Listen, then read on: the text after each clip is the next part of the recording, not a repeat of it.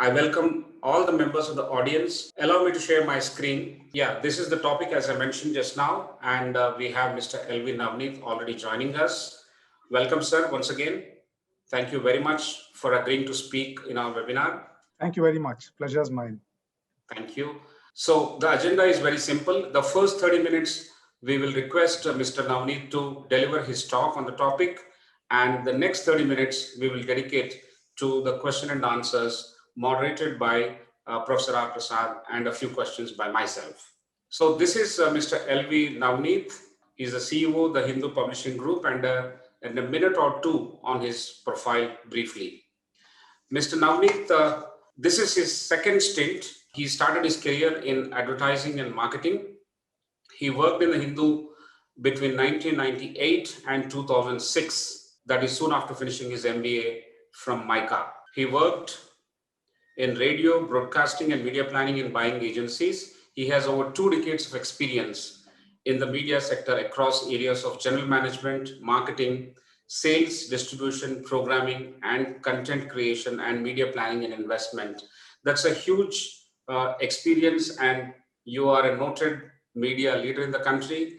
And with this introduction, I welcome you once again, Mr. Navneet, to initiate the talk scheduled for today. Thank you very much, and over to Mr. Navneet. Thank you. Good evening, everybody. Mr. Professor Prasad, Mr. Sudhakar Rao. Thanks for having me here. I have noticed the profile of speakers you get for this webinar series. In fact, I trouble Mr. Sudhakar Rao to send me an invite whenever I have. And last week, I listened into Mr. Harish Bhatt and look forward to listening to Ms. Vinita Bali next week. So we have titled this presentation, Building and Communicating a Public Image, Strategies for Working Professionals. These are not, what I have to present over the next 30 minutes are not necessarily strategies, but I will try and share some insights and some directions of what has worked for me in my career so far, as far as building a public image is concerned. I also tried to approach this from an intersection of an academician and a practitioner's point of view. I have a view of this subject. I sort of practice it, but I don't practice it deeply. So hopefully what I'll leave you all with is a sweet spot of an academician and a practitioner's point of view. But the first question really is, why do we need a public image? And to management students, this question is very similar to, why do we need to build a brand? Why do we need to communicate a brand image? The answers are very similar.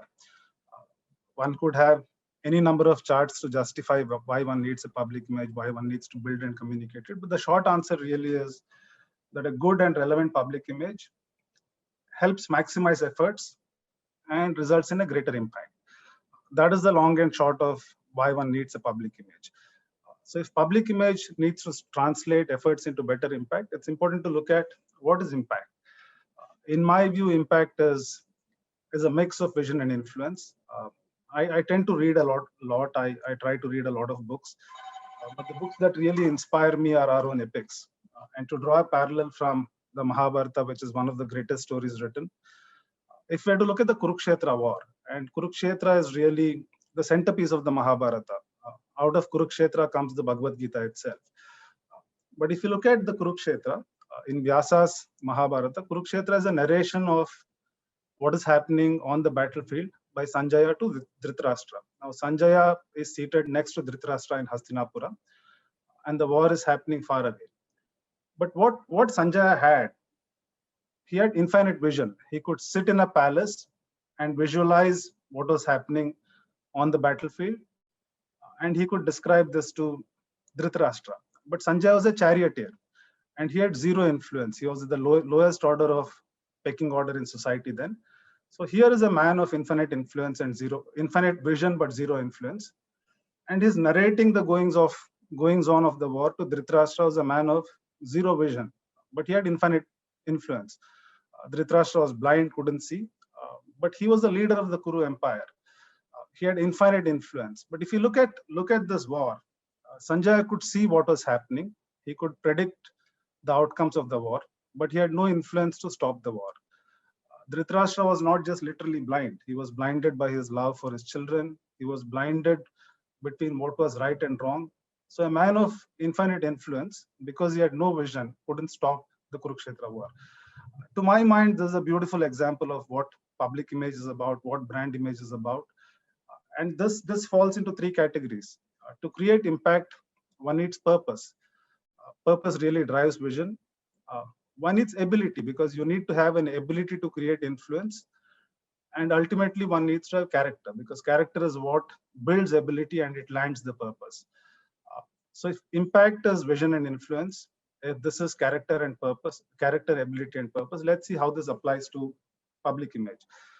I would submit that communicating public image is only one aspect, but you can only communicate what you cultivate. If you cultivate something good that can be communicated. So I would look at public image as character, ability, and purpose.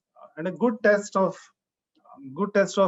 any of these frameworks, for want of a better word, is to apply this and see how it works. If I were to apply character, ability, and purpose to ICFI Group's mission, which I read off the website and what I also gathered from what I hear about the work that ICFI does, the character of ICFI Group really is to have a world-class aspiration, to be innovative both in terms of pedagogy and innovative use of technology.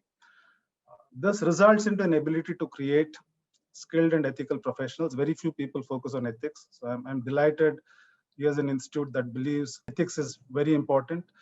So the ability of ICFI Group is to create skilled and ethical professionals, but the real purpose is to build the nation, to give the nation resources that can build them. So the framework of character, ability, and purpose beautifully fits into what ICFI is trying to do. But this is at an organization level. When I spoke with Mr. Sudhakar Rao, he suggested that I share some thoughts of how this applies to working professionals. So let's look at public image from an individual point of view. Image really is perception, and image is what the publics that matter to us think about us. So if I were to look at two ends of public image from an individual point of view, there's a self-image and there's a public image. Self-image of a character is the kind of person I am, but the public image is how others describe me as. Now, if there's no consistency between what I think of myself and what others describe me as, there is a problem. These need to be as close to each other. Ability is what I am good at, but the public image of ability or the public perception is what others depend on me for. Purpose is what I believe is my contribution.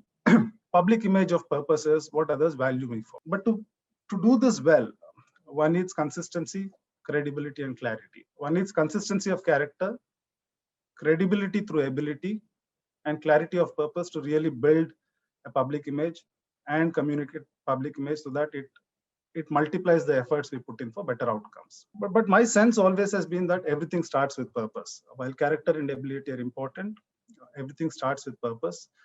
I would like to share an incident that has shaped me deeply, and this was when I was young. I'm a native of Andhra, born and brought up in Karnataka. My mother tongue is Tamil. Tata means grandfather in all these three languages.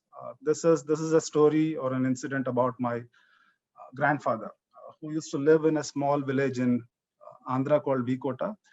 I was studying in Karnataka in a town called Chintamani, and every summer I used to look forward to going to my village and spending time with my grandfather and cousins. And we had a fairly large house in our village.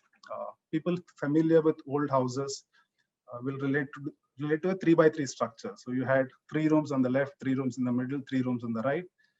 Then you had a courtyard, a kitchen and a bathroom, and then you had a backyard for cattle and food grain storage, etc. That was the kind of house my Tata had. He was a doctor by profession. 1/3 of this house, which is the 3 rooms on the right, were earmarked for his practice. So when I used to go to my village, I used to love spending time with my grandfather and hanging around with him. At that time, he was fairly old, and this is an incident from 1985. I was in my 7th standard, and my grandfather was nearing 80 at that time, and he was very hard of hearing. He had a hearing aid, but the family had sort of figured out how to talk to him so that he understands what we speak. So we used to assist him in his clinic. Lots of people used to come to him.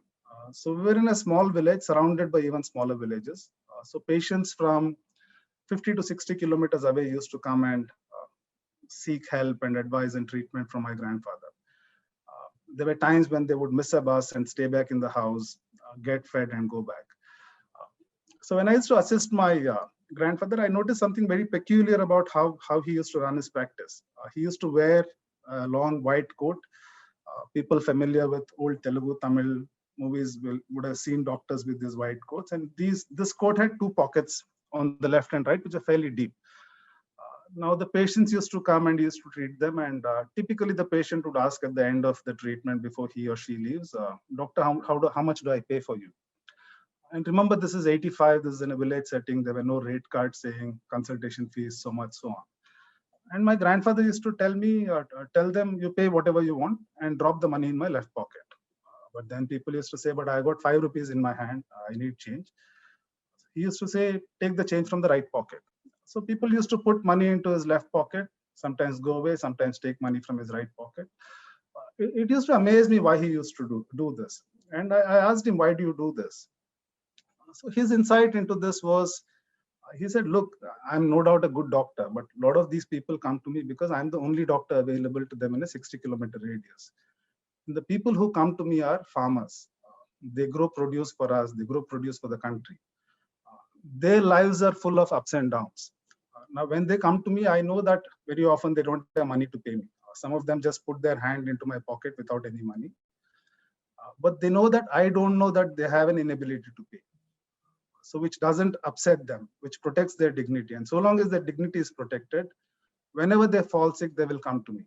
If I charge them money or ask them to pay money and they're unable to do so, they will postpone coming to me and their health will suffer. If their health suffers, the health of produce suffers. If the health of produce suffers, our country suffers. Which I thought was a great way to have a purpose in life and to practice this purpose. This is an incident that has stayed me with life, and I always tell myself, one of my purposes in life is to be a grandson worthy of my grandfather.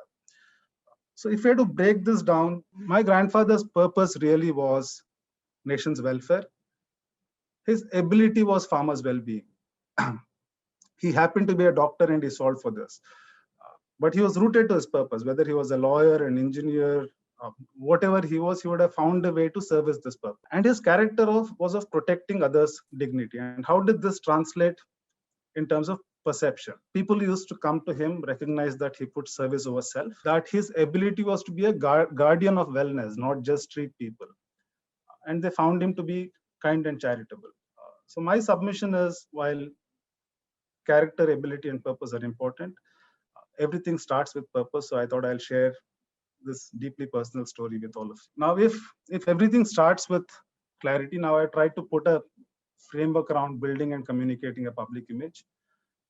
My submission is, things start with clarity. One needs to have clarity of purpose and core values. One needs to have credibility, and credibility comes from attitude and skills. And one needs to consistently demonstrate. Demonstration and consistency comes through action. The first two circles, which are clarity and credibility, is all about building an image. Action and consistency is about communicating an image in public. So let's see how each of this. If we start with clarity, the biggest problem all of us challenge is this search of purpose. And I think at whatever age we are, whatever stage of life we are in, it's an ongoing journey.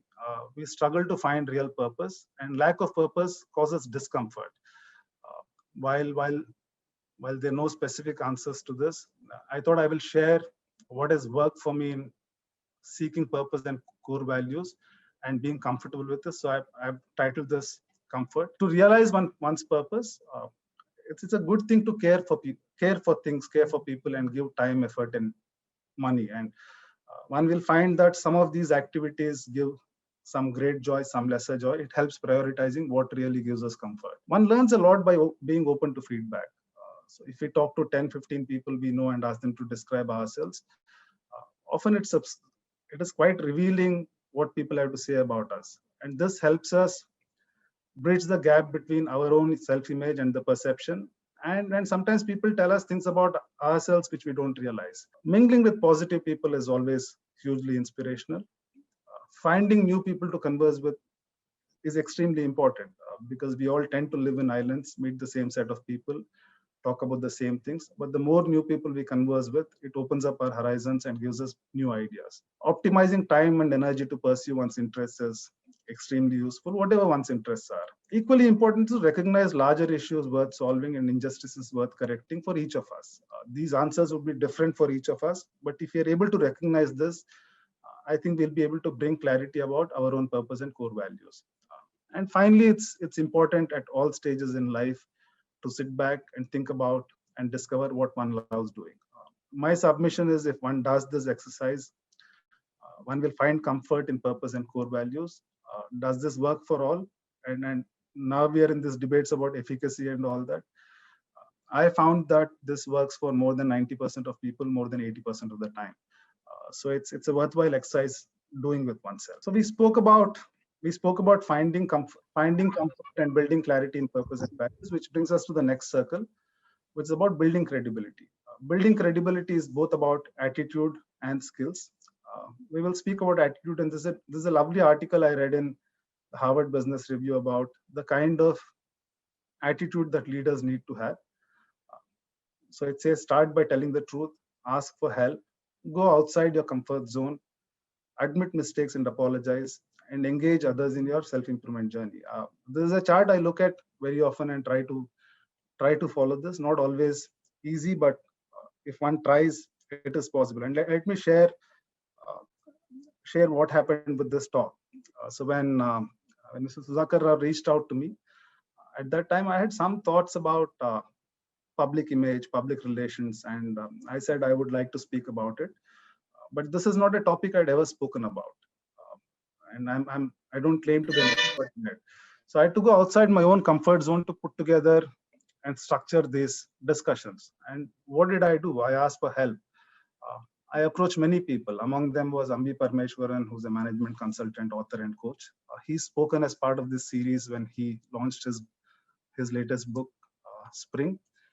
I spoke to a dear friend of mine, Sai Krishnan, who's a transformation consultant and coach. In fact, he pointed me to this slide. I also spoke to a good friend, Leo Fernandez, who's the founder, CEO of Talentees and a columnist with us. I spoke to a former colleague of mine, great friend, and he's the head of learning at Sundaram Finance, V. Narasimhan. I spoke to a few of my own colleagues to ask them what their thoughts are, whether this makes sense.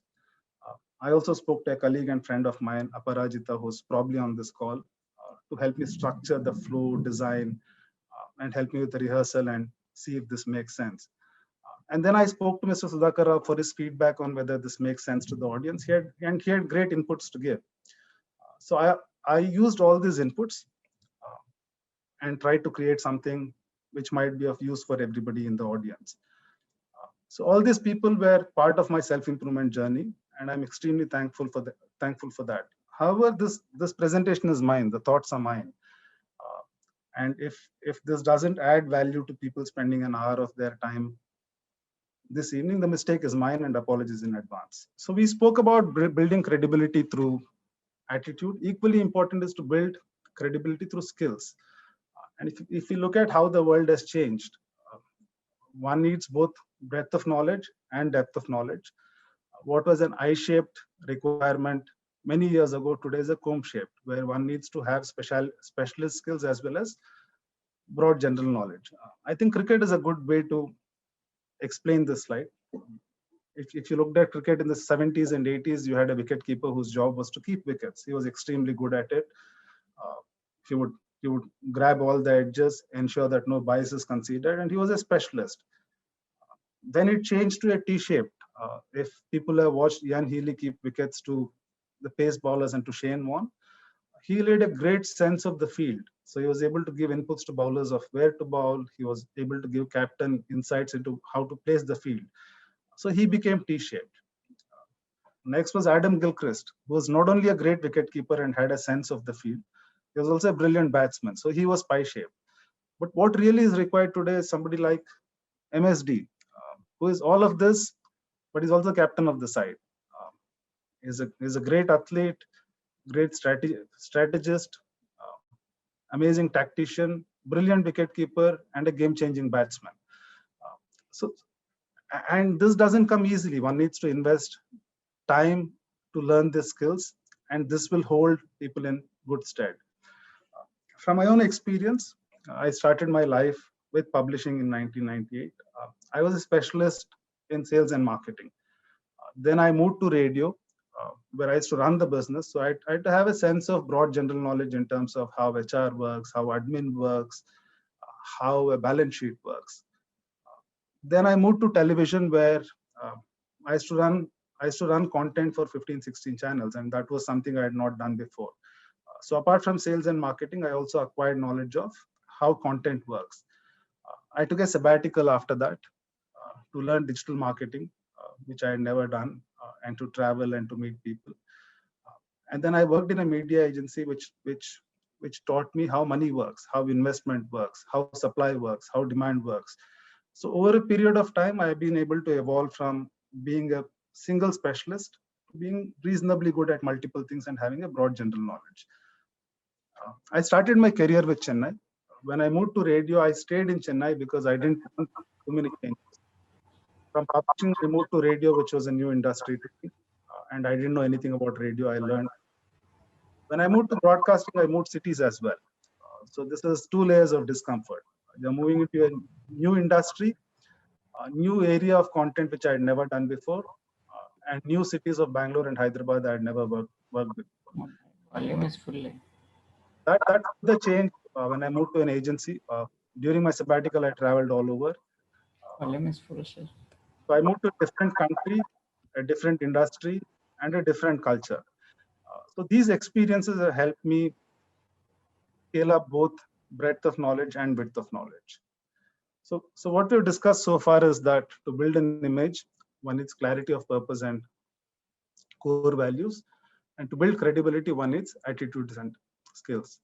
One can seek clarity by asking the 7 central questions about comfort, and one can enhance credibility through style and substance. The next is, how do we communicate an image in public? If we build an image, how do we communicate that? My belief is that leadership responsibility is not a self-promotion, that building an image is a leadership responsibility, but it is and not a self-promotion campaign. To communicate one's own image effectively, one needs to be simple, because what we speak should be relatable, it should be digestible. One needs to be efficient in communication, value people's time, be transparent, and be real. And finally, one needs to be extremely clear about what one communicates, because if you're clear, it enables others to learn of each other. And it also inspires people. 3 small tips in terms of how one communicates a public image. I call this ACT. The first is to leverage the power of associations.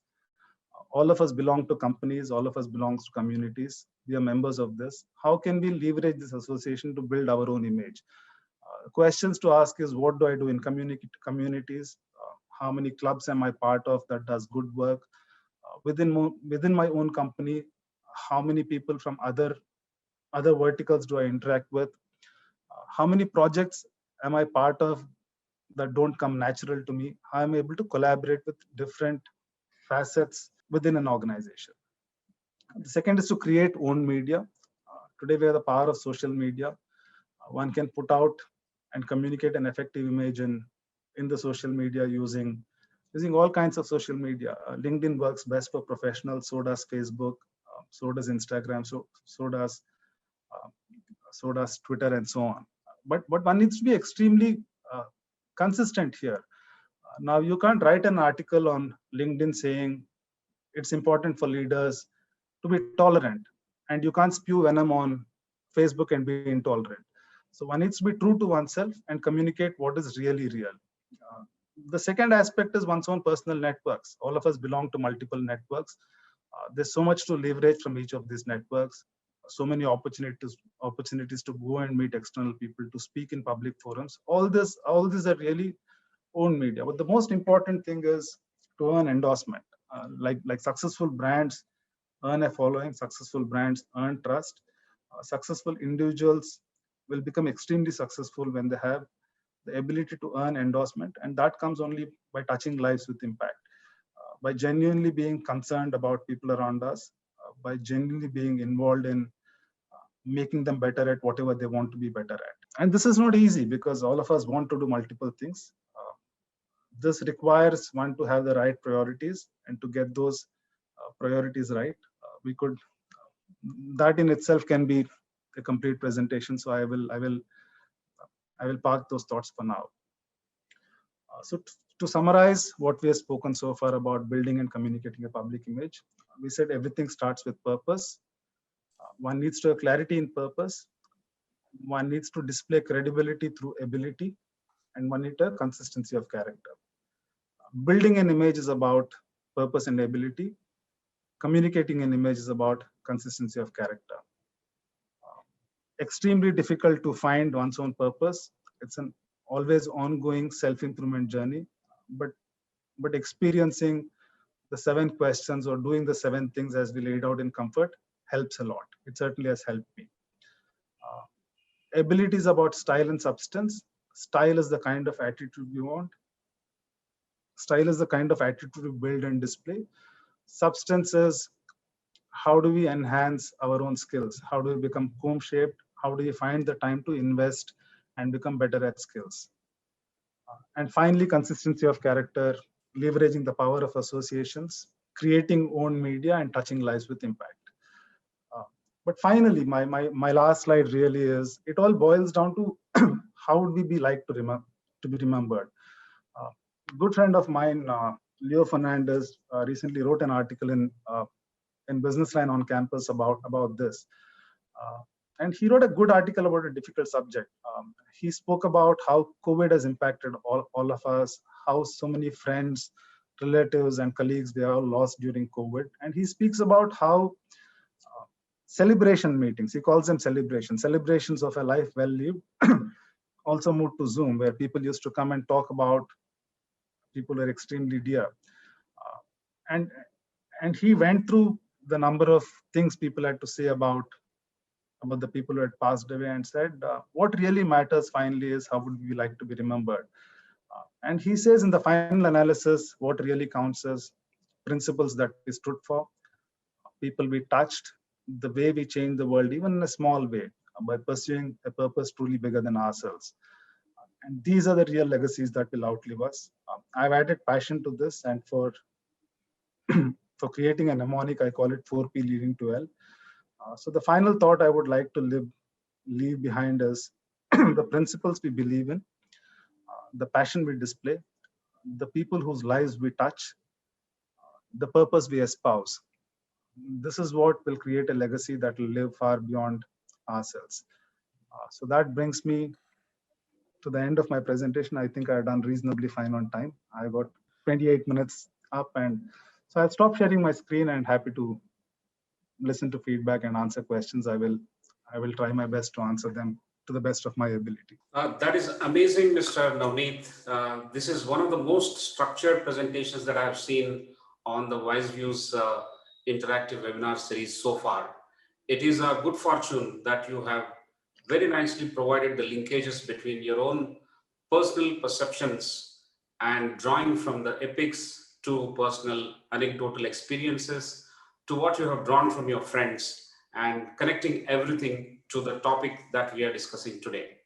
I think it's very easy to consume what you have said, at the same time leaving a profound impact of those people who have managed to follow everything. It is actually very, very easy to follow, and the impact is maximum.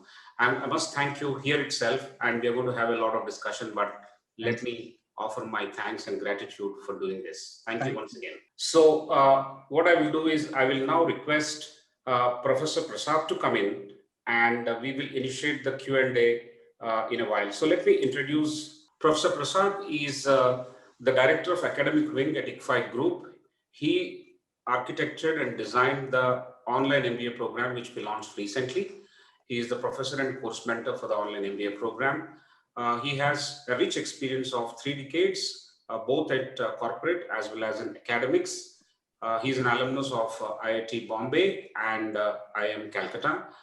He has been spearheading this exercise of webinars right from day one, and he has put together a variety of questions and clustered into points of interest for us so that it is easier for us to take it up. Now I invite Professor Prasad to start the moderation. Professor Prasad. Yeah, thank you, Professor Sudhakar Rao. And that was a great presentation, Mr. Navneet. Thank you. I think, it has been structured and laid out for people to follow and execute on. What we have tried to do is that we have had a good number of questions, and the topic being on public image, we have tried to put it into different phases, and some of them Professor Sudhakar will ask, and some I'll come back on. Sure. So let me start with a broader picture. India looks at public image in a certain way because of its own tradition, and things have changed. There is a growing importance for public image today, and we see that highly activated and executed at different spheres of life.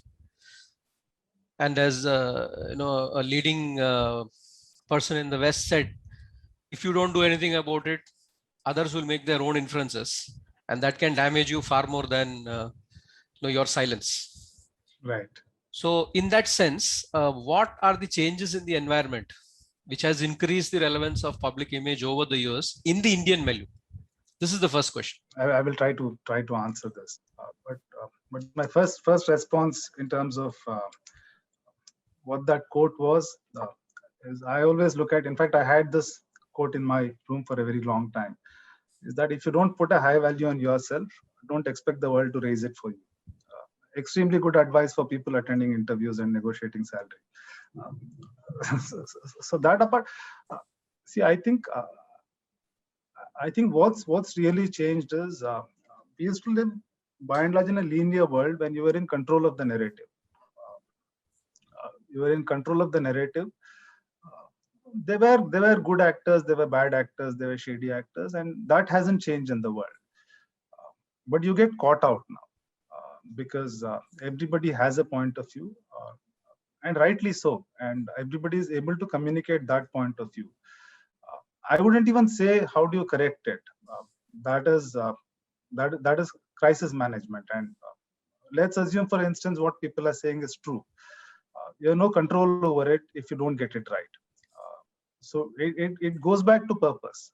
So as brands, as institutions, as custodians of the businesses we run, and our own roles as individuals, if we are driven by purpose, it is our job to communicate it because it's a good thing to do. It is not shooting from the rooftops. If we believe our business makes a difference, and we need to be empowered to scale our businesses so that we can make difference at scale. One needs to communicate that and grow our businesses. Now let's say all of us believe in charity, right? I mean, many of us believe in charity, and we want to do public good. Now let's say I want to give away 10% of what I earn to a good cause. Maybe advertised, may not be advertised, doesn't matter. But 10% of what I can give away is 10 lakhs. But 10% of what Warren Buffett gives away can solve a global problem. Which is why I believe purpose and profits are not disparate concepts. They're similar concepts because we should run our businesses well. We should make enough profits so that you can plow them back into what we believe is for the greater good. As individuals, we create change, but as part of larger entities, if our goals are aligned, we can really create difference at scale. That's all Sure. Thank you. I think this point about the world not being so linear now. Yeah. And that there's so many people who are there to ever ready to give you feedback. Yeah. In more ways than one is something that is relevant and has changed quite a bit. Yes. Thanks a lot. That's a good insight. The second question is, when we say public image, the question arises, is there a inner private image? I mean, these are all gathered from the questions that we have received. So, I'm trying to relate it to what you have already said. Yeah. So when we say public image, there is also something about an inner private image. Of course, there is a connect to what you've said in terms of character there. Yeah. The question is, can they converge? What are the issues involved in this? Normally, when you see this happening in the outside world, you often get a feeling that what is being said is not what is being done. So how do you look at this? What are the issues involved? While there is a public image and a private image, where they converges, if we say private image is what I think of myself, public image is how I'm perceived. That's the difference. And if there's a stark difference there, there's a problem. But my definition of public image and private images, that I would never do anything in private that I'm not comfortable in doing in public. Outside of one's own extremely private parts of our lives, which you would never do in public. that apart, we should be comfortable in doing in public what we would do in private. We should be comfortable in talking we should be comfortable about talking about things in a room full of people about what we talk to our confidants or in smaller groups. That comfort needs to be there, and that is important to build ourselves, to build communities, to build our companies. I sort of missed the other part of the question. I'm really sorry. Yeah. So the question was, what are the issues in this? Is it possible to integrate? At an individual level, it's far easier, far more complex at organization levels, and depends on the kind of organizations you are. So if you look at ourselves, no man is an island, right? We all belong to some entity. You belong to a family, you belong to a society, you belong to a company, you belong to a city, you belong to a state, etc., etc. So when when these come together, and often if individual purposes are not completely aligned, or are not a subset of a corporate purpose, there is a problem. Not that it will ever be 100% aligned. For instance, Khalil Gibran speaks beautifully about marriage. So he says, marriage is between a husband and wife where each retains their identity, but the waters of the sea, which is essentially a metaphor for love, binds them together. And he concludes his poem saying, you and I are like the strings of a lute. We beat to our own frequency, but create music together. So if you're able to find that commonality, it's perfectly fine. And the role of leadership is really to find that element of what binds us together. And forget institutes. Look at organizations that believe in doing greater good. So if your commentary as an organization is very different from the commentary of individual members representing you, there is an issue. So quite complex, but if the purpose is clear, the purpose is demonstrable, and if there's an understanding that as an organization, as individuals, we will not do anything that is questionable as far as this is concerned, you're fine. And I think some of these answers were Mr. Harish Bhatt beautifully explained this in a different context when he spoke last week. Thank you. And Professor Prasad and Mr. Sudhakar Rao, I'm here to learn. So if you have any inputs on these questions and everybody can benefit, please answer them as well. I know a little, I don't know everything, and I'm the first to admit it. I think to build up on what you've said, yeah. I see a lot of commonality between the fundamental thing that you started with, which is character. And I think one of the first things that, you at the institutional level, when it becomes a bit more complex, finding the commonality has to come from the character side. I mean, there is a culture that the organization has, which has values. Right. And either you need to know that and understand that first, to some extent, at least to the core parts, or you will very quickly understand it. So if there is something which is there in common on which you can contribute, I think that's the space where it works. So right. That's one thing. And I think it's the job of leaders, right, to see that people's strengths are identified, and to see that communication takes place, and the way in which the thing is organized, as well as how people are involved. It comes out of where they're strong at. By targeting what they're not so strong at, it may not work. So this is one thing which came to my mind. The other thing when you were speaking is the tombstone test that is very, very famously described Steve Jobs and John Scully. Yeah. So that was also there, what do you want to be remembered as? So I think, that's the other thing which needs to be looked at quite frequently. Quite frequently, I mean, maybe, every year is also a good time to see whether you've actually been on that particular journey. Of course, you can be very flexible about it. But then the direction is there, the values are there, and the directions are there. So to that extent, how an organization is able to do this, how this can fit into what leadership does, what the culture does, how it is organized. This is where there's quite a bit of complexity, and I think there's quite a bit of job that leaders need to do there. Correct. Agree completely. And I think once a year is perfect to do it. I do this for myself on my birthday every year. So thanks for the input. I think that was, something which is enriched the conversation as it has gone along. Now I'll come to something a bit more practical, and that is that there have been quite a number of questions about confidence and communication skills, which is a very key element in this whole thing. Yeah. So it's a big issue. It's a big concern to many in the audience. And today the variety of media and the types of communications have also increased. And perhaps those who are good in traditional ways, they need to do a bit of learning when they have to come to the new age techniques. Now, how important are these for public image? And how do you build on it for different personalities and professions? Fairly broad, but I think, it's a good question. So I think extremely important, right? So now, for instance, if you have something to say, you need to be able to communicate it. Yes. And there are different ways of communicating it. And all of us have gone through this, right? I remember during the time I started my career, I got a Gmail account after I started my career. So Gmail is younger than my own career. And the few things we could do those times were to speak in public. The only way you got noticed or were able to communicate your ideas of public speaking. And public speaking was hugely problematic. The fear of speaking in public, and all of us have gone through that. So I find one of the ways to do it is go out there and do it. All of us fail, and the younger people who are watching us, we weren't born this way. If today we have confidence, it's because we have some experience to fall back on.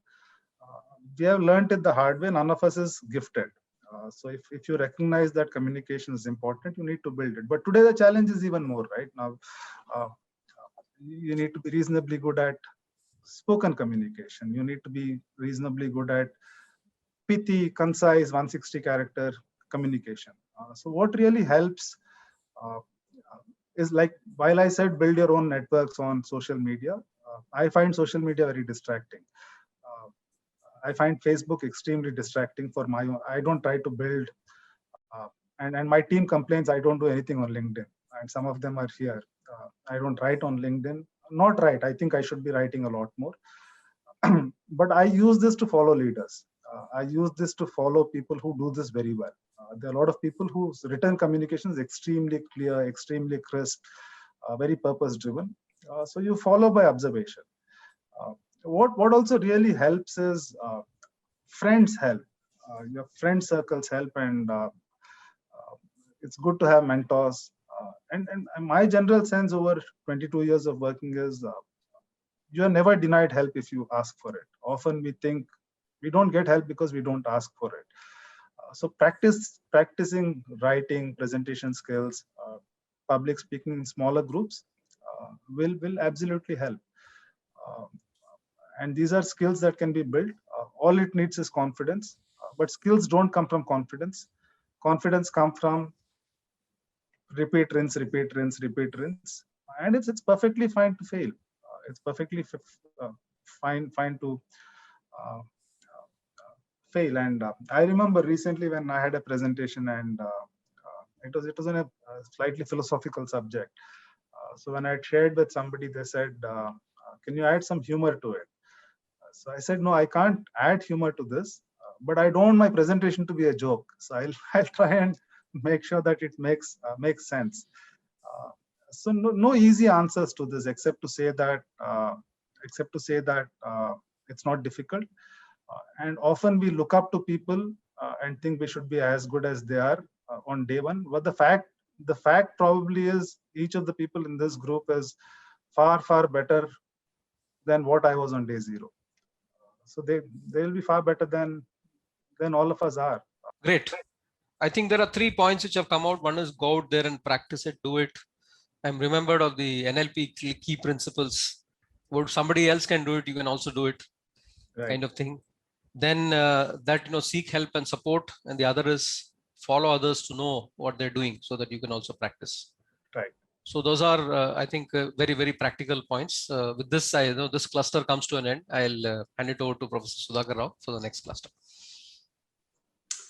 Thank you. I've been listening to Mr. Navneet quite keenly. two things that come out very, very clearly. One is I need to appreciate your intellectual honesty in your responses. That is amazing. And the second thing is that the call for leadership, wherever there is a dissonance between the personal image and the public image, especially in relation to the organization, I think it's a very, very big function of the leadership. Sometimes the leaders don't accept that you should have a personal image, which is also not totally correct. And on the other hand, good leaders will help it dovetail or align it with the organization's desired public image. I think that's where the leadership's test have failed sometimes and succeeded sometimes. That's a very, very good point of discussion that has come up. But I believe that character is something, in simple language, is something that you do when nobody is watching you. That is what you do on your phone when nobody is there to watch you. Yeah. I think that is basically character. And then everything else will fall in place or emanate from that behavior. And then the integrity, how well you connect it with what you would like to achieve, basically the purpose. So great frameworks and great learnings as we move forward. And now I focus on a different cluster of questions with your permission. Sure, please. This question looks like a kind of a prodding kind of question. It's you have answered it, but then assuming that one has not planned for a public image, how does one go about it? How does one go about in terms of positioning and public image, and how does one set goals? One doesn't, the question of whether we plan or not plan for a public image doesn't arise. If we lead our lives that impact the public, if we lead lives that involve interaction with the public, if we work in organizations which are public facing, we don't have a choice. The question is, how much of myself do I want to put out in public is the question. That different people have can have different approaches. Which is why I say there's often a misnomer between public image and public image is not self-boasting. Public image is not about shouting from the rooftops. Public image is important because it's good to have at least know what public thinks about us, right? And it certainly it certainly amplifies efforts you put in for greater results. And look at every facet of our life. To be picked on a team inside the office, to be considered for promotions, to be part of an industry body. When you apply for a job, people do reference checks, and all this is in the realm of public image. It's not that you have one Fortune 500 company MD, and that's not just it. All of us have a public image. We cannot do with it. Some of us work on amplifying it, some of us don't. But the fact is, if we lead a life which is not in an island, which is a life in a society, which is a life in an organization, life in a community, it does matter what our perception is. And it's very similar to brands. So you're taking brand marketing and brand perception, lowering it down a notch, and then applying it to yourself. But if you really plan for it, it goes back to your purpose. It goes back to your ability. If you get those two right, others will communicate for you. You will earn endorsement, you will earn amplification, and you're okay not communicating it. But if your purpose is not clear, if your abilities are suspect, trying to amplify an image which is hollow will backfire. It is like we say, right? Good marketing kills a bad product faster. Same applies to public image. Great and interesting too. So the public image of individuals, that is the personal brand, so to say, and the public image of the organizations, which is the larger entity. Most of us work for organizations. As you rightly said, we are not islands. So Right. either in the case of individual or in the case of the organizations, we will have to try and make efforts to build the public image. So our own efforts are basically efforts. In English, it is called positioning or desired positioning. But public image is the result of what you try to do, or if you're lucky, it coincides with what you're actually trying to do.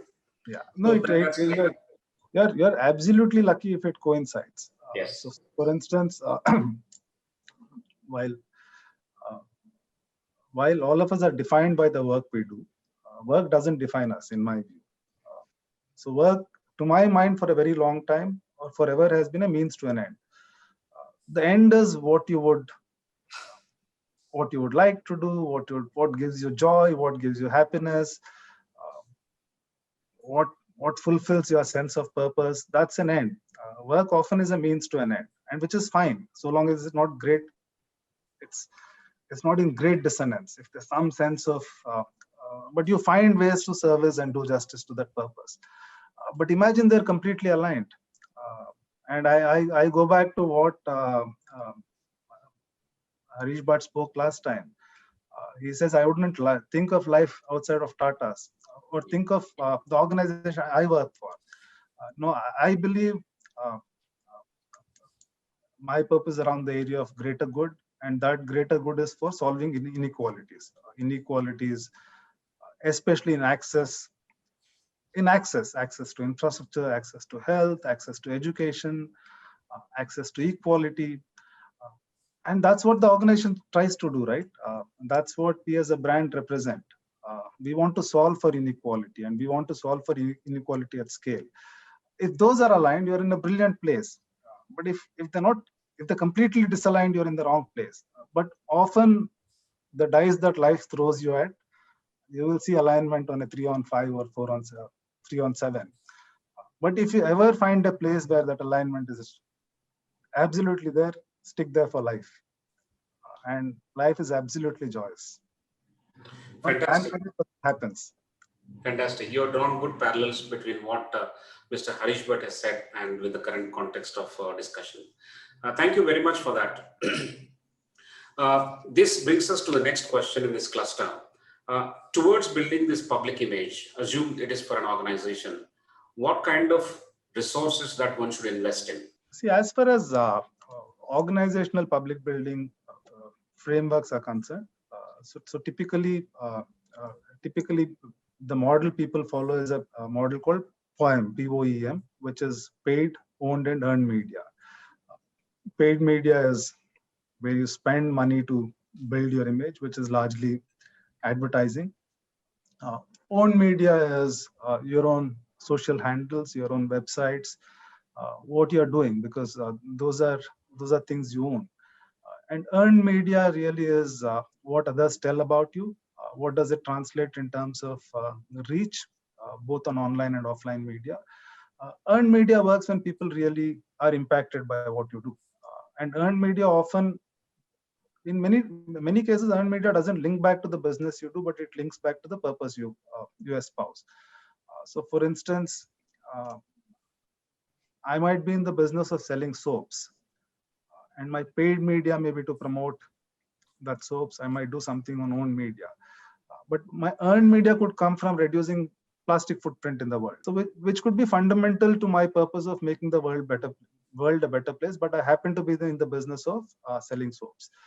So a good framework for building a public image from an organizational point of view is paid, owned, and earned. I think owned media has become extremely critical in the last decade or so. Almost didn't exist. I would say almost didn't exist pre-2003, 2002. Outside of email and CRM, you didn't have that, and that was scalable to a limited extent. So resource investment of money comes from paid media. Investment of effort and energy, which doesn't cost too much money, comes from earned media. Investment in staying true to your purpose and making an impact is what will result in earned media. Earned media is permanent. Paid media is transient. So I spend $1,000 today, get $2,000 in sales. Tomorrow I turn off the tap, it will go down. So while that is important, owned media and earned media become extremely important. And we sort of applied the same principles for personal branding. So I didn't talk about paid media there, but personal branding is about owned media and earned media. Power of networks and power of your own social media is owned. The lives you touch and the endorsement you receive is earned. Same thing applies to companies as well. So investment depends on the scale of your business, the size of your business, and what the business ambition is. But you will get earned media only if you have the right intent. So paid media needs investment, earned media requires intent. Great.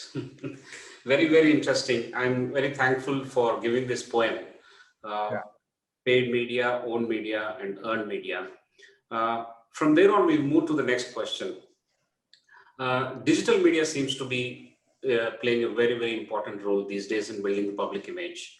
What are the important digital resources and how does one plan effectively? See, what's really changes the media landscape, right? I mean, both in terms of share of attention and share of time, digital media has become important. But the underlying principles of marketing that I was taught when I was in B school and what I assume is taught today remains the same. So digital is a channel, but it's a different animal. So like traditional, the rules or the do's and don'ts of traditional media are very different from multimedia. They're extremely different in digital marketing. So the strategic intent remains the same. The tactics are a little more complex.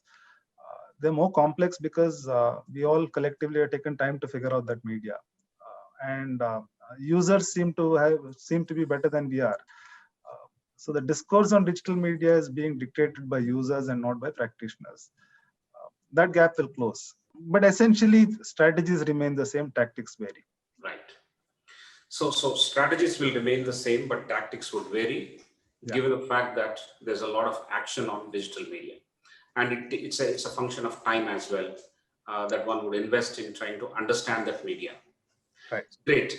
I would like to take a moment here and reflect on the Hindu. The Hindu as a newspaper, I have personally been reading from my second standard. Although I didn't understand anything, my father made me sit down and read loud while he was having breakfast or lunch or dinner. And I used to read loud and he used to correct the way I spoke about certain words. For example, Kadapa was pronounced as Kudappa because I didn't know what was Kudappa and what was Kadapa at that time. And I kept on reading and it has become what is called newspaperhood. So I have literally grown on reading the Hindu as a newspaper. And I have learned quite a bit in terms of news, in terms of perspectives, in terms of social happenings, political happenings, literature, art, so on and so forth. So my image or the impression in my mind about the Hindu is that it's a very authentic newspaper and it's a giant in print. Today, the media world is changing. So is Hindu trying to diversify its image vis-a-vis the latest or the new age images that one desires to have? How would you look at this? So I don't think there's a need for us to reinvent the image, because if you look at what the image is, and you described it beautifully, it's one of authentic, it's one of credibility, it's one of the ability to question those in power, hold those in power accountable for what we believe is greater good. And we believe greater good is about creating a vibrant, secular, equal society. And we should empower people who can solve problems, partner with them to solve for problems of equality. That doesn't change. Whether you're in the Stone Age or the digital age, that doesn't change. And that's a legacy I've inherited. You've done justice to that over 140 to 43 years. And it's brilliant. It's relevant to this day. Like when I talk about my grandfather in 85, what he did in 85 is relevant today also. But yeah, but how do you engage with audiences beyond a printed product? How do you engage them through digital media? How do you engage them? How do you engage people with stories that go beyond the printed word? How do you tell compelling stories in audio format? How do you tell compelling stories in a video format with data? That the Hindu has done well. So we are done quite well in our journey of digital transition. Today, We get lots of audiences on our digital. We also believe to build this business, one needs to charge for good quality content. The challenge for organizations such as ours is from a good for democracy point of view, content should be accessible. But for scale to do justice to this purpose, you need to generate money. So we have metered paywalls on all our sites. So certain articles are free, certain articles are paid for. People see value in our digital products, and we are making good progress there. So while our values are traditional, our outlook is quite modern. So the way we engage with the outside world is modern. And I will share an incident with you, because you told me about how when you were growing up, what the Hindu meant to you. When I was growing, I grew up in a really small town. So at that time, I knew everybody in that town. Now when I go, it's grown and I don't know many people. And I was hugely inspired by my grandfather. And like I said, I always wanted to be a worthy grandson to him. My father's also a doctor, and he lives my grandfather's life. So when I was growing up and I was in my 7th, 8th, or 9th, all of us think, right, what do you want to become? So first I thought I should play cricket, and I dismissed that idea very quickly. I said, whatever I do, I should get respect in society. That was important for me at that time. And there was one gentleman in my town who was hugely respected. My father was respected because he's a doctor, and this person was hugely respected. He was the distributor for Hindustan Lever Limited. HUL those days was called HLL, which was Hindustan Lever Limited. He also was a good man, a charitable man. He was highly respected. My father was highly respected. But both of them respected the Hindu. So I thought, when I grow up, I will either work for the Hindu or I will work for HLL. But I wasn't too interested in the logistics side of the FMCG business. So today I know I have labels to what my thinking was as a kid. I was fascinated by supply and demand. So I always was, okay, this sales guy comes, these lorries come, and supply is there. But why do consumers go to a shop and ask for a product? So who creates this demand? Which is where I got interested in marketing communications. And that's the reason I went to Mica. And I said, I'll either work for the Hindu or I'll work for HLL after Mica. And I had the good fortune of working for the Hindu, and be the huge privilege of coming back to the organization. So extremely proud of this organization. And when people like you talk about our brand, it just reminds us the privilege we have and the efforts we must make sure to enhance the stature of this organization. So thank you very much for that. Amazing journey that you have had with respect to your purpose and objectives, and how you very carefully crafted your career with an objective of actually getting into either the Hindu or the HUL. Amazing. Thank you very much. And now I hand it over back to Professor Prasad for the next cluster of questions. Professor Prasad. Thank you, Professor Sudhakar Rao. These are, this cluster is essentially on the practicalities. And I think this is basically about, strategies, specific strategies that we can use. So here is the first one. What strategies are to be adopted by various stakeholders to build a consistent and rewarding public image? It's a very general question, but if we can have the response with respect to some cases or some principles which can be used beyond the framework that you have laid out, that would be very interesting. I think to be aligned with what the purpose is, and to seek common understanding and common alignment of that. And a good example is Apple. Look at, if you look at what Apple really believed in, it was to make life simple through design. That's what it is.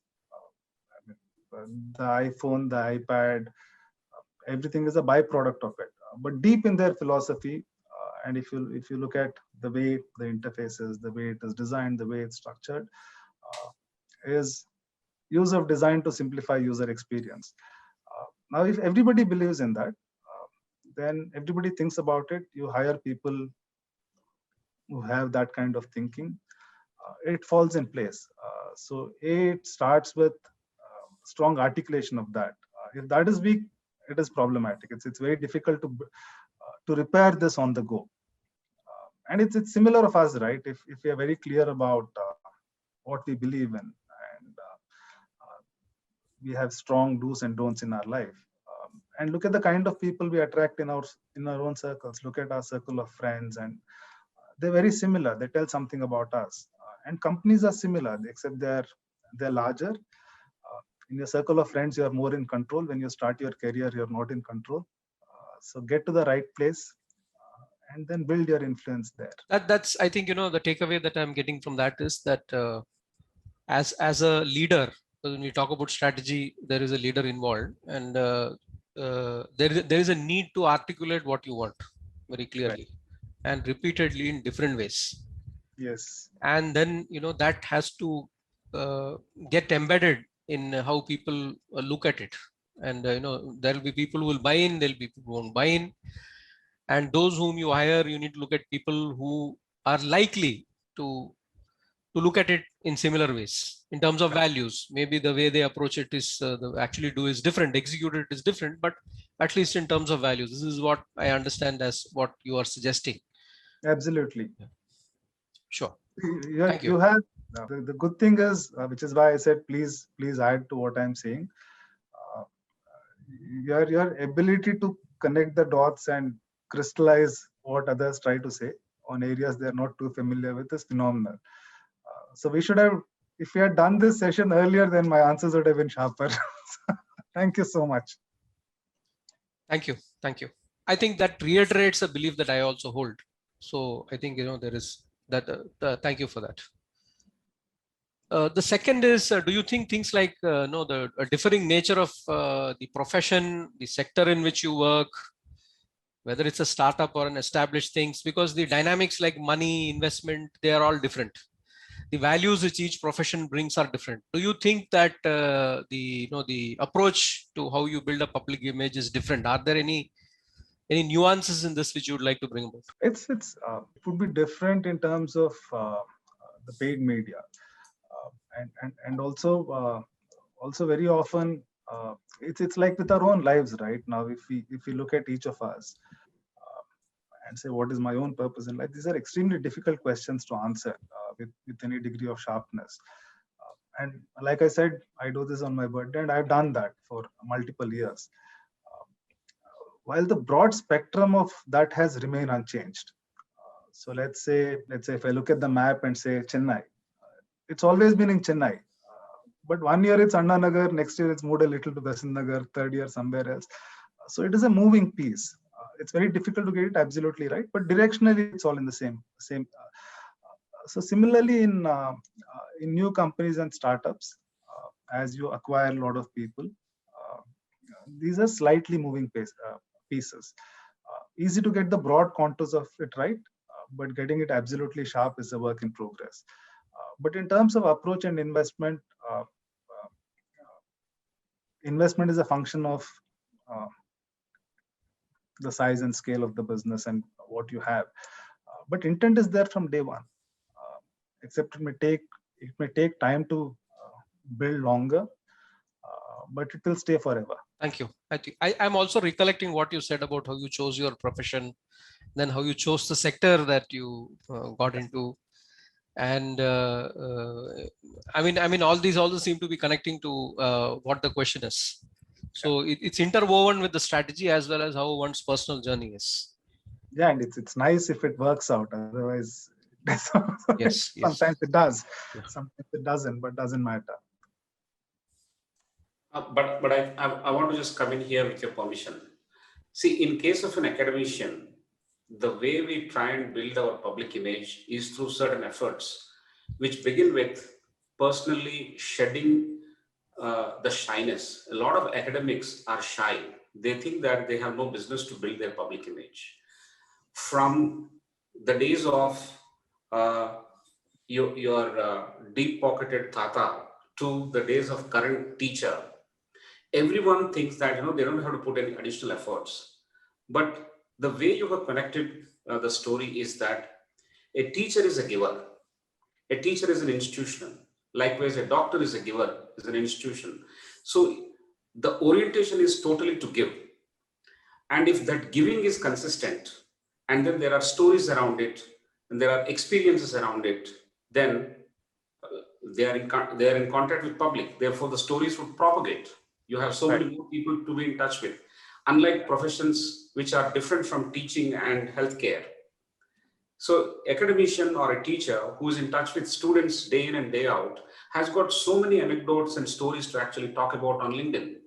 If you are a very carefully cultivated or invested in kind of an academician, you would talk about your interactions with the teachers. Suddenly, a student has asked you in the classroom, "Sir, can we make a jacket out of ozone layer and go and see the sun and come back?" It's a sensible question. But then if you highlight that in your LinkedIn profile and say that today one brilliant student asked me this question, then several thought-provoking responses would come. It will not only motivate the followers, namely his students, it will also motivate the fellow teachers and all, and slowly the public image will build. So the opportunity to take some effort in this direction is much more for teachers and doctors than anyone else, especially they are actually meeting public quite often. And no, absolutely, absolutely. And see, my own view on this is clearly they're professions of givers. But what is one's fulfillment in a profession of giving? You should have seekers, right? So the more they seek, the more I will give. And public image is a way of getting more seekers, and it only helps a giver give more. So there's absolutely no contradiction in a giver building a public image. Great. I think I'll connect that to the third question. See, in the world of, I mean, this question is Are we about. okay on time? We are at 7:45. Is that fine? So I'm blissfully ignoring the time. So if that's okay with you, we'll take it on. I'm fine. I'm fine. So this question is about criticism and how it is handled when you get into the public image and the world of that. And I'm connecting it to the world of academics and what Professor Sudhakar Rao has said. In my journey, what I have found is that there's a lot of emphasis on the forefront of knowledge in terms of the incentives given to teachers and what the world thinks. So normally what teachers tend to project, and particularly in higher education, is because the regulator wants it that way, the country wants it that way, you want to be in the top 100 universities, you have to publish, there's a framework there. So the entire focus gets shifted to research and knowledge generation, if you may call it in simple terms. Right. While the emotions and the real power, the social purpose of education lies in where you're learning, the student is learning, which is the communication aspect of it. So because the incentives, as I call it, structure in higher education is to encourage people to do more and more of that, so that get a better rank as a university, as a better rank as a faculty member. The entire community gets is focused on that, and can't help it. I mean, that's how that is. Now, therefore, the focus on learning to that extent, because everyone has the same 24 hours. So the focus on learning, the stories about learning, because the teacher's profession is actually a development professional. Your job is to inspire and develop. And so the attention on that, and which serves the purpose of a great public image. We all know the teachers that we had because they were inspiring. I mean, we remember them because they were inspiring, not necessarily because they published research. I mean, when I come to the bottom line of the teacher, it comes from that. So here, there are two schools of thought. And the moment, you discuss this, I'm now connecting into the question that, there is criticism. There will be criticism because there is a purpose here. There are institutional values and there are institutional purposes here. How do you handle criticism with respect to the public image? How does one deal with criticism and detractors? So first is I come from a family of teachers. So my maternal grandfather was a teacher. My mother's a teacher. I have two sisters. Both of them are teachers. They're not professors, but they're all teachers. So massive respect for teachers. And I completely understand where you're coming from, what you're saying. First is criticism is part and parcel of life, right? I mean, you can't make everybody happy with everything we do. So long as we believe what we are doing is right, and fundamentally it doesn't go against the mores of established norms, it's fine. And think about, so I have, right behind me are 23 people who inspire me a lot. So there are 23 personalities I have chosen to inspire me, and I talk to them often, especially during COVID when office floor is usually empty. They're the only people I speak with. All of them were criticized. So you have got Mohandas Karamchand Gandhi, who was one of the greatest people in my view, and he was criticized. So that shouldn't bother us so long as we're able to do what we believe in and it's making a difference to people. And all of us are open to criticism even in our professions. So I always say, while a leader's job is not always to be popular, because by being popular you do nothing.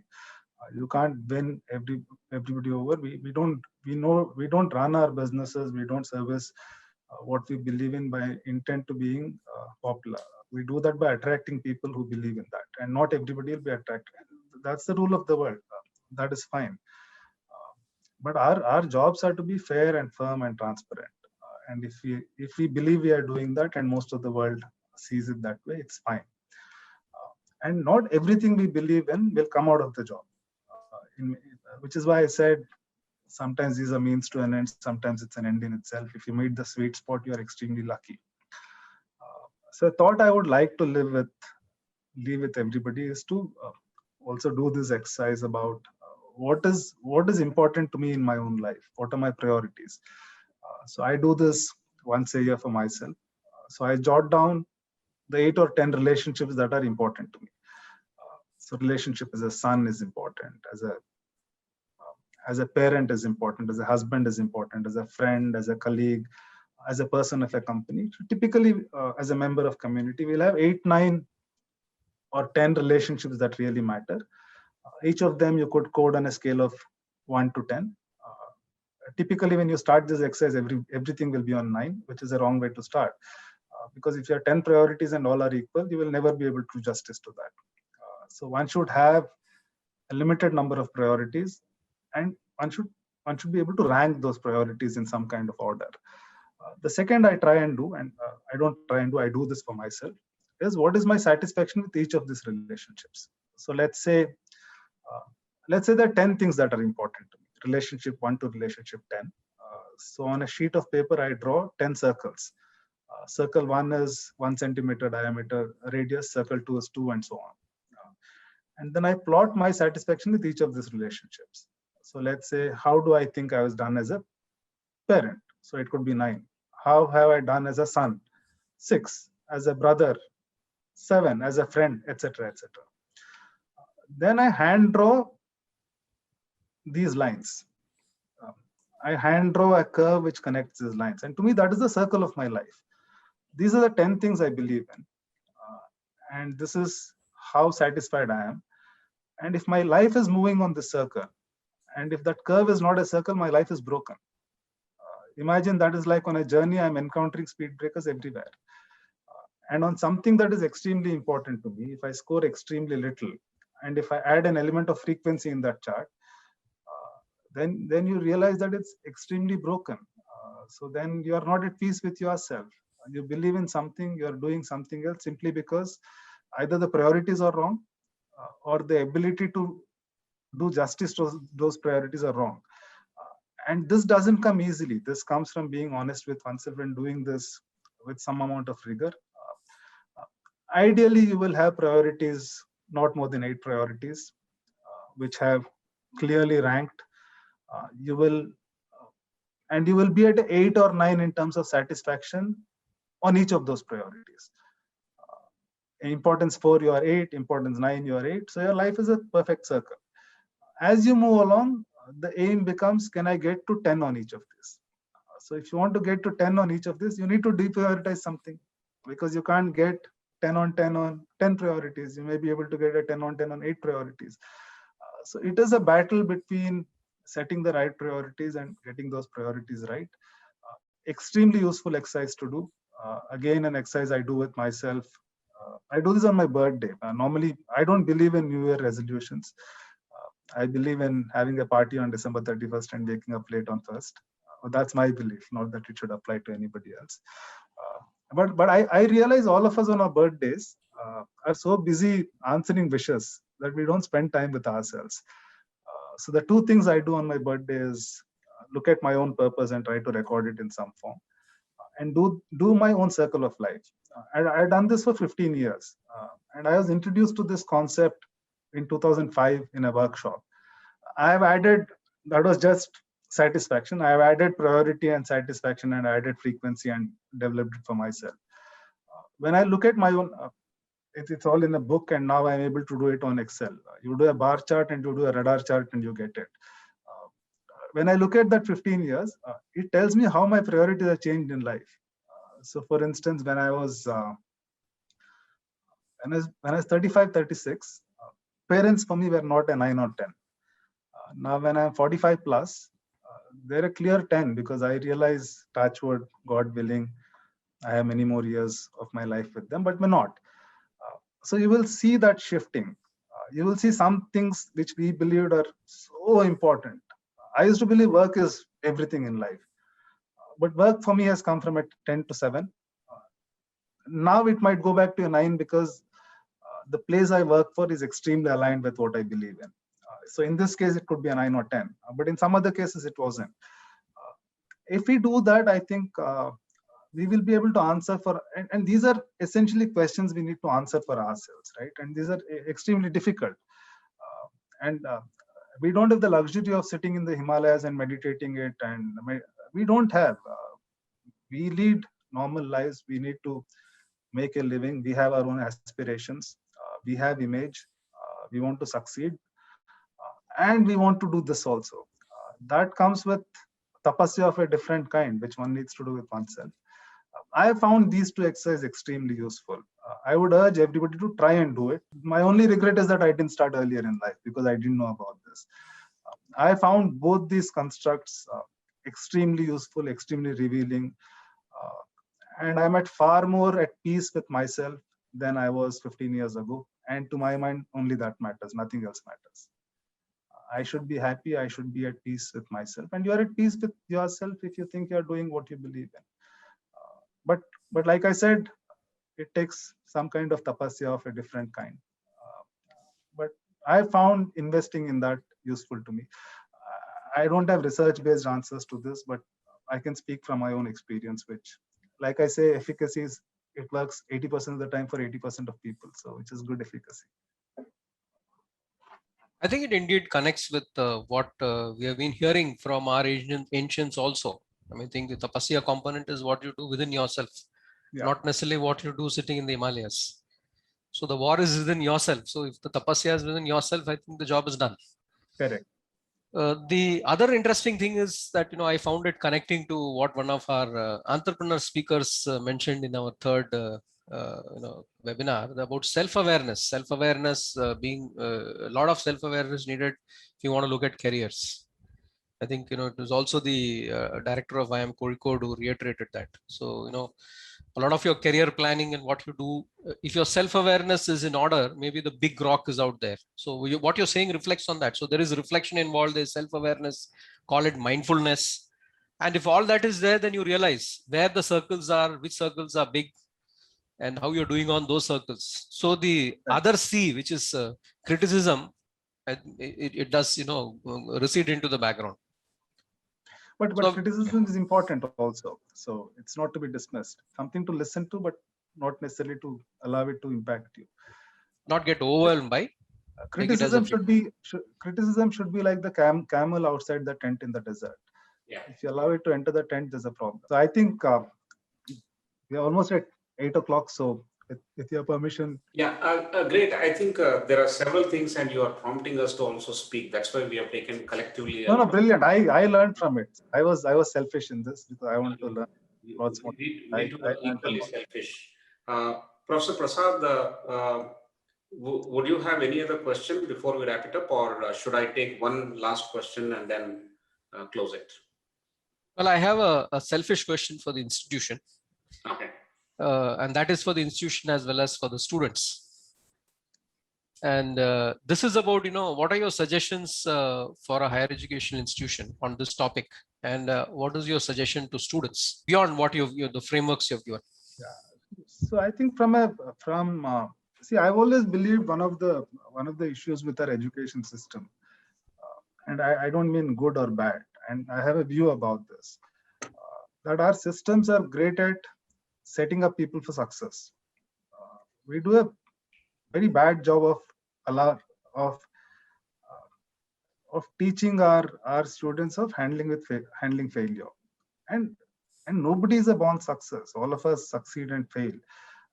I've been in room full of 500 people, and I said, if anybody in this audience has not failed in life, please put up your hand. The 20-30 times I've asked this question, nobody's put up their hands. But generally, I find that all our educational institutes hardwire people for success and do a good job. But we don't do enough to allow people to deal with failure, and failure is part of life. So soft skills and some of these sessions, if they can be structured better, and it's very difficult to structure. I never spend more time on a half-an-hour presentation than I've done on this. Very, very difficult to. That I think is important, and for students,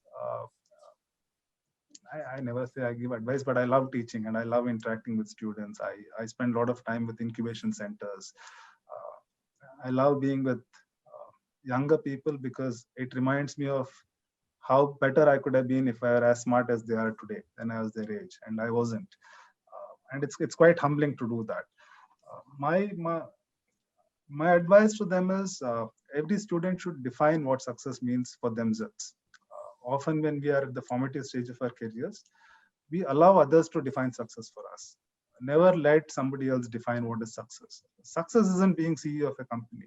Success isn't necessarily being vice president by age 30. Success usually isn't about earning more than your friend. Your definition of success could be very different. Your definition of success could be the ability to help 6 people. Definition of success is to be surrounded by happiness. Definition of success is not to be sad. Whatever that definition, we should never allow somebody else to set what success means. We should have our own definition of success and live life to its fullest, and we'll achieve it. And success is what we define for ourselves. Success is not what others define for us. I wish somebody had given me this advice when I was young. I also chased lots of mirages in life before. I had to get over 40 and gray before this hit me. But I found people benefit from this. And it's very liberating for students. Great. I think, this is very, very, very, very new age, and it connects to people of this age group. And I also see that they have this kind of view about life far more than the earlier generations. So great. I think it connects very well, and it's a great response. You are one of our, younger speakers, and it is truly, in all humility, great respect for you for what you've come out with, which is very, very practical on one side, as well as at a very high level in terms of the frameworks that people can follow. Thanks a lot, Mr. Navdeep. It was a pleasure speaking to you. I hand it back to. My pleasure. Thank you so much. Thank you. Thanks. So Mr. Navneet, it's been worth spending these 1.5 hours. The 90 minutes that we have spent till now is worth every minute listening to and actually reflecting on each and every aspect. Hats off to the cap that you tipped to ICFI Group's mission, the character, ability, and the purpose. Thank you very much for that. And the circle of life exercise, which can be a workshop idea, which I'm also going to try, and we're also going to try in our classrooms. I'm sure many professors and teachers who are around will try in their own classrooms. It's a great idea and a suggestion. More importantly, it's not a theoretical suggestion. It is something which you have yourself practiced over several years. And therefore, there's a great deal of credibility attached to it, and very easy for us to start working on it without having any doubts to start with at the stage number 1. The other thing is, and a brilliant piece today, and it goes a long way, and we can take home this very important point which you mentioned. Life is a struggle between setting the priorities right and setting right priorities. On this note, on behalf of ICFI Group, I thank you very much for delivering this very thoughtful, honest, and reflective piece of presentation today to our audience and to all of us. We are immensely grateful to you, Mr. Navneet, and I thank Mr. Vinay Kamath for suggesting your name and connecting me with you. It's been wonderful talking to you and going over your presentations and discussions over the last few days. And I also thank all the members of the audience who have patiently listened to the entire discussion and conversations. And several times we dipped in our own selfish interests in this and tried to learn and probably say something along with the speaker. You will have to pardon us, but that's what the discussion is all about. That's what a meaningful conversation is all about. Thank you very much, Mr. Navneet. We will request you to join us next week also, because Ms. Vinita Bali is going to speak on 23rd of July at Certainly. 6:30 p.m. Look forward. We Certainly. share the invitation to you and all the members who are logged in, and also the new members who are going to log in. See you all at 6:30 p.m. on July 23rd. Till then, stay safe. The COVID pandemic is not over. We have to take all the precautions. Have a good evening. Thank you all.